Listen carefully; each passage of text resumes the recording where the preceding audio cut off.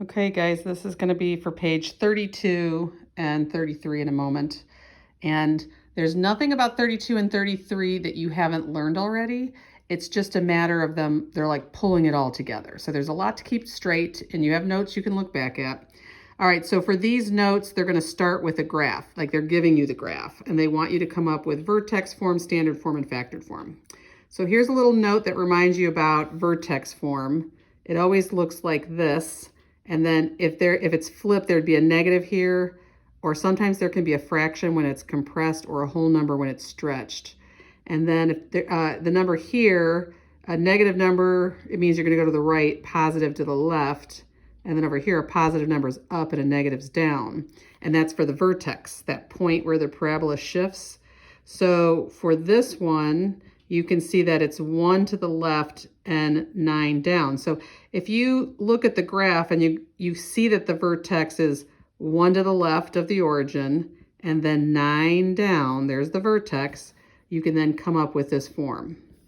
Or like if you look at this graph, the vertex happens to be 7 to the right and then 1 down, and that's where the vertex form's coming from. Or on this one, that vertex from the origin is 2 to the right and then 9 down. So it's like looking at where the vertex is to come up with this. Now to come up with standard form, which is what it looks like in the box here, you're going to take that vertex form and you're going to multiply it out. So for this first one, let me give you more notes on it. You would start with, see, look how it has x plus 1 being squared, and then you're going to subtract 9.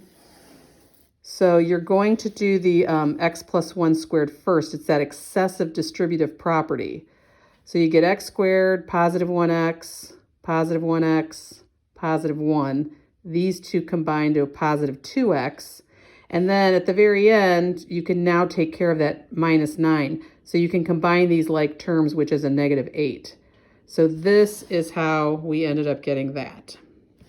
So again, on the next one, you're going to want to do x minus 7 times x minus 7.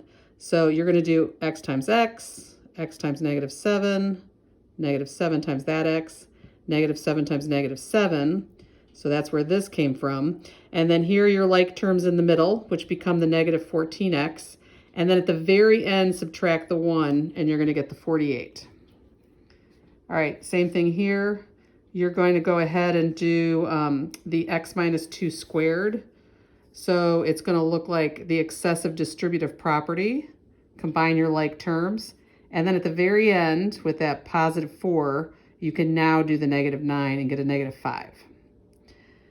All right, and then factored form, you're going to take that standard form and you're going to look to see if it has a greatest common factor. If not, you're going to guess and check.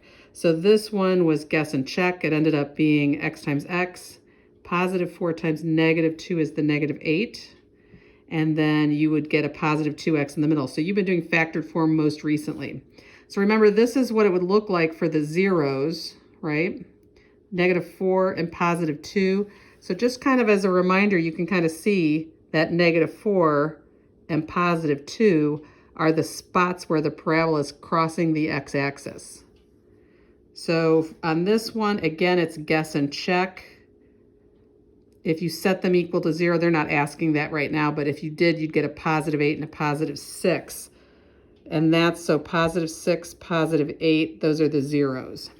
And again, the last one, you have guess and check, which ended up looking like this. So you've got your vertex form, you've got your parabola, of course, the graph, the vertex form, standard form, and then factored form. And you've learned all of these. It's a matter of putting them all together now.